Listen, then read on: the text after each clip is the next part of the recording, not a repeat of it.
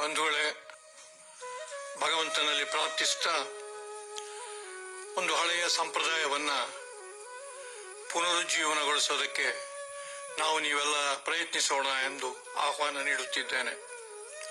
ಭೋಜನ ಕಾಲದಲ್ಲಿ ಗ್ರಂಥವನ್ನು ಹೇಳುವ ಸಂಪ್ರದಾಯ ಉತ್ತರ ಕನ್ನಡ ಜಿಲ್ಲೆಯಲ್ಲಿದೆ. ಊಟಕ್ಕೆ ಕುಳಿತಾಗ ಅನ್ನಬ್ರಹ್ಮವನ್ನು ಸ್ಮರಿಸುತ್ತಾ ಪ್ರಾರ್ಥಿಸಬೇಕು ಅನ್ನುವುದನ್ನು ಶಾಸ್ತ್ರಗಳು ಹೇಳಿವೆ. ಇದು ಒಂದು ಸಂಪ್ರದಾಯವಾಗಿ ಭೋಜನಕ್ಕೆ ಕುಳಿತಾಗ ಹೊರಗೆ ನಿಂತವರು, ದೂರ ನಿಂತವರು ಇದನ್ನು ಹೇಳುತ್ತಾ ಬಂದರು. ಕ್ರಮೇಣ ಅವರು ಹೇಳೋದನ್ನು ನಿಲ್ಲಿಸಿದ ಮೇಲೆ ಭೋಜನ ಸ್ವೀಕರಿಸುವವರೇ ಹೇಳೋದಕ್ಕೆ ಶುರು ಮಾಡಿದರು. ಕಟ್ಟೆ ಶಂಕರ ಭಟ್ರು ಹೇಳ್ತಾರೆ, ಊಟ ಮಾಡುವವರು ಗ್ರಂಥ ಹೇಳಬಾರದು, ಅದು ಒಂದು ಆಭಾಸಕ್ಕೆ ಕಾರಣ ಆಗ್ತದೆ. ಊಟ ಮಾಡುವವರು ಮಾಡ್ತಾ ಇರ್ತಾರೆ, ದೂರ ನಿಂತವರು, ಇನ್ನೊಂದು ಪಂಕ್ತಿಗಾಗಿ ಕಾದವರು ಈ ಪ್ರಾರ್ಥನೆಯನ್ನ ಹೇಳಬೇಕು, ಈ ಗ್ರಂಥವನ್ನು ಹೇಳಬೇಕು ಅನ್ನುವ ಅಭಿಪ್ರಾಯ ಪಡ್ತಾರೆ. ಆ ಒಳ್ಳೆಯ ಅಂಶವನ್ನ ನೆನಪಿಟ್ಕೊಳ್ತಾ ಇಲ್ಲಿ ಅನ್ನ ಬ್ರಹ್ಮನನ್ನ ಅನ್ನ ದೇವರು ಅಂದ್ರು. ಅನ್ನ ದೇವರ ಮುಂದೆ ಇನ್ನೂ ದೇವರು ಉಂಟೆ, ಅನ್ನಕ್ಕೆ ಮೇಲೆ ಇನ್ನಿಲ್ಲ ಲೋಕಕ್ಕೆ, ಅನ್ನವೇ ಪ್ರಾಣ. ಅನ್ನಪೂರ್ಣೆ ಸದಾ ಪೂರ್ಣೆ, ತಾಯಿ ಅಂತಂದ್ರು ಅನ್ನಕ್ಕೆ, ಪ್ರಸಾದ ಅಂತಂದ್ರು ಅನ್ನಕ್ಕೆ.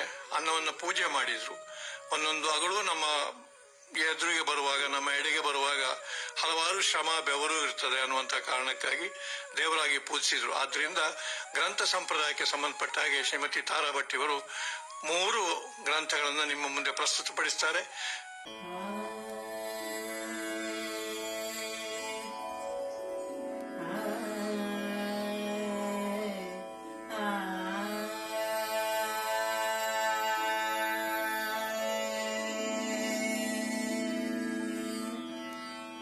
अन्नपूर्णे सदा पूर्णे शंकर प्राणवल्लभे, अन्नपूर्णे सदा पूर्णे शंकर प्राणवल्लभे, ज्ञान वैराग्य सिद्ध्यर्थं भिक्षा देहि च पार्वती, माता च पार्वती देवी, पिता देवो महेश्वरा, बान्धवा च शिवभक्ता च स्वदेशो भुवनत्रयम्. ಚಳಿಪಾರಣ್ಯದ ಪಕ್ಷಿಗೊಂದು ತರುಗೊಟ್ಟಾಗಲ್ ಫಲಂ ತೀವಿದಾರ್, ಮರಗಳ್ ಕೊಟ್ಟವೇ ಪುಷ್ಪ ಒಂದು ಬಳಲೋಲ್, ಭೃಂಗಕ್ಕೆ ಪೂವಿಲ್ಲವೇ. ನಿರುತಂ ಸತ್ಕವಿಘೋರ್ವ ಗರ್ವಿತಂ ನೃಪಂ ತಾಂ ಲೋಭಿಯಾಗಲ್ ನಿಜಂ, ನಿರುತಂ ಸತ್ಕವಿಘೋರ್ವ ಗರ್ವಿತಂ ನೃಪಂ ತಾಂ ಲೋಭಿಯಾಗಲ್. ಧರೆಯೋರ್ಧಾತರು ಪುಟ್ಟರೆ ಹರ ಹರ ಶ್ರೀ ಚನ್ನ ಸೋಮೇಶ್ವರ, ಲಕ್ಷ್ಮೀರಾಜ ಧರಾಧರ ಧರ ಧರಾಧರ ಧರ ಶ್ರೀಧರ, ಮೇಘಾನಾಂಚ ದವಾ ದವ ದವ ದಾವಾ ದವಾ ಮಾಧವ.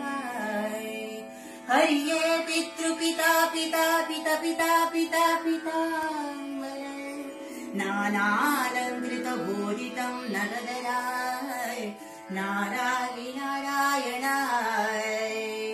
ನಾರಾಯಣಾಯ ನಾರಾಯಣ.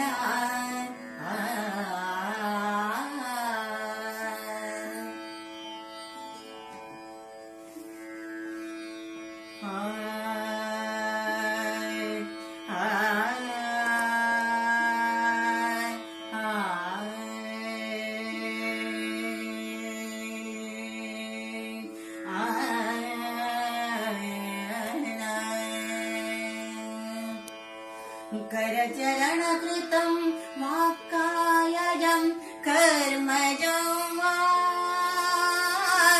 श्रवणनयनजं वा,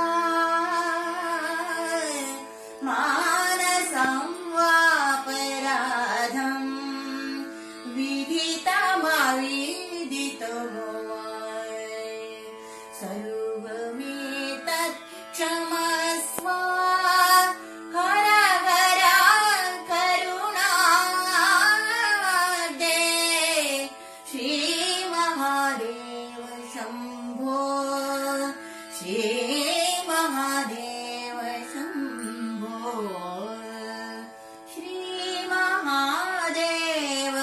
शंभो श्री महादेव शंभो